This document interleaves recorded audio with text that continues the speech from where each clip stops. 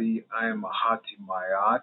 I am the Kenti Aha of the teachings of Maat organization. Kenti Aha was the leader of the Sacred Defenders of Truth, Kenti U.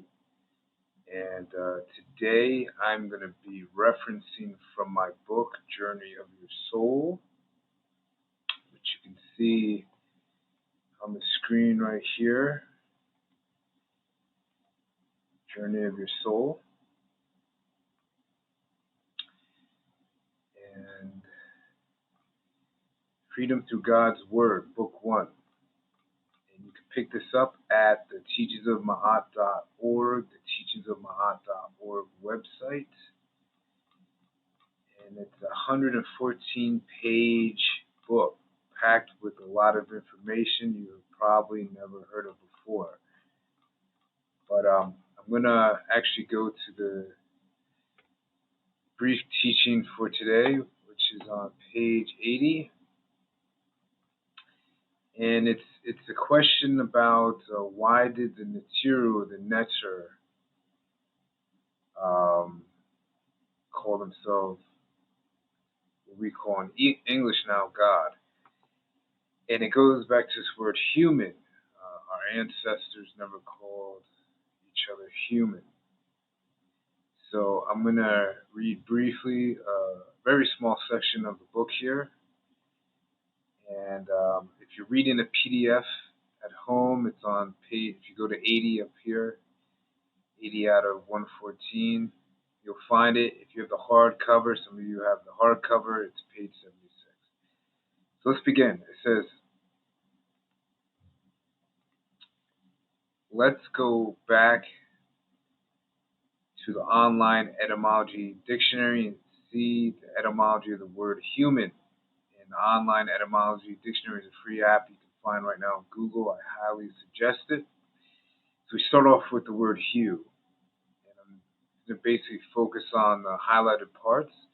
It says hue, noun, is a color, form, appearance, species, kind, beauty. It comes from the Proto-Indo-European hue, or key, a color, adjective, a broad application. Skin, complexion, color, beauty, splendor. White, that's what hue means. When we go to man, it says the Old English human being, from man, from Proto-Indo-European roots, man, from plural, men. When we go to human, adjective, it says this is in part from Proto-Indo-European. And if you don't know what the Proto-European is, it basically means the languages that came prior to the Greeks, or the Europeans. It's from Gaman, literally earthling being. So now we have a little connection here. Human means an earthly being, as opposed to the gods. Let me read that again. Human means an earthly being, as opposed to the gods. So remember that people of the Nile Valley call themselves Neter, Netiru, which means gods in English, goddesses and gods. We're seeing here that when we call ourselves human, it literally means to call yourself an earthly being, and you're opposed, you're against something, you're pushing against something, you're opposed to the gods. From the root Dahim, Dagem, earth. Compare Hebrew, Adam means man, from Adamah, ground. Okay, so we now have established that calling ourselves a human or a human is something that's opposed to being a Netzer or Netiru. So we can see, to make up the word human, we need to combine hue and man. See that? We need to combine hue and man.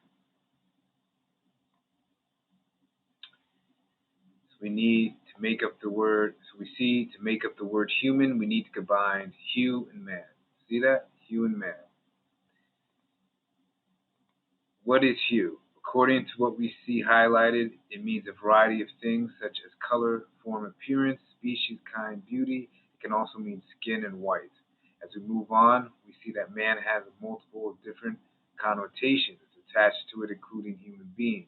However, let's look at the Proto-Indo-European, or PIE.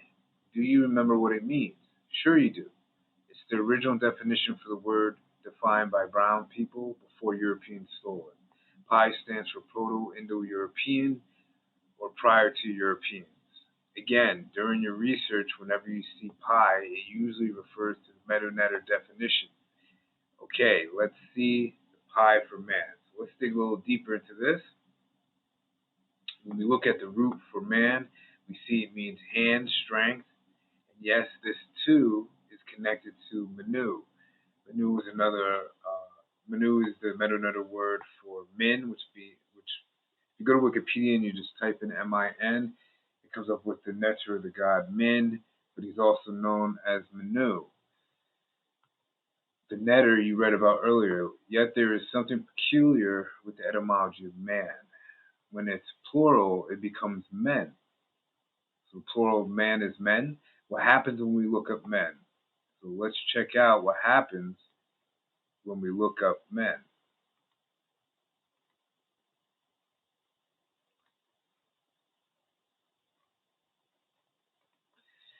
So we look up men in the etymology online dictionary, the online etymology dictionary, and we go to Proto-Indo-European root meaning. It means to think. So men means to think, but when we come down to the Sanskrit, it means manas, meaning mind and spirit. So now we're getting a little deeper. Men is a certain type of spirit. In the Greek, it comes from the Greek mamona, means I yearn, or madness. So, means to think, state of mind or thought. It also means madness in Greek. See that? So in Greek, it also means madness. So to call yourself a man or men, because remember, men is plural for man, it also means to call yourself in a state of madness, because remember, it's a state of mind or thought. Let's continue down the Coney hole. If you don't know what a Coney is, I suggest you pick up this book now so you can find out exactly how deep the deception goes within this matrix. Let's continue to go down the Coney hole, shall we? We're just getting started. So here's the etymology for madness. The etymology for madness is insanity, rash or rationale, conduct, headstrong passion. The etymology for men literally means madness. Okay, so which means a person who is insane, rash, or irrational and has headstrong passion. This sounds like your average tomahawk in the world today, doesn't it? Here we go. Some familiar tomahawks. You know these two here, of course, Bill Gates and Joe Biden. So let's go back to the word human. Look at the proto-independent root gam, which means earth. And we see that it also creates the word homo sapiens, and it is the hypothetical source of evidence for its existence is provided by the Sanskrit earth, the Greek kathan, the earth, solid surface, the earth, kamai, and this is coming from, kamai comes from kemet, which means black land. One version of it means black land. It has multiple meanings. And kem also means a garden. So we're dealing with an earth, the degem. So we can clearly see that the source for the root is from kemet, literally the name Kam, which was the name for garden. And in the meta-netter, we see the hill, the mountain glyph, and they come from the earth. Also, there's a famous story in Kemet where the material Kanum is on the potter's wheel, creating people from the clay of the earth. This is also where the Bible got its story from too. Now let's look deeper. We see the word Homo sapiens in the picture too. I wonder why. So in etymology Homo sapiens, we see that it means a human being. See homunculus. Notice the highlighted word homunculus. Let's see what it means. Homunculus means a tiny human being produced artificially. Getting deeper, aren't we? So now, not only are you a being from the earth, if you call yourself a human, I do not personally. it also means that you were created artificially. So we're going back to more quote unquote ancient stories that deal with our physical creation, which technically meant male human, but it also was used with the sense the human race, mankind, while in vulgar Latin, it can be used as anyone, they, people, and in logical and scholastic writing as a human being person. Again, homunculus, the literal sense is earthling, is from the pi root earth.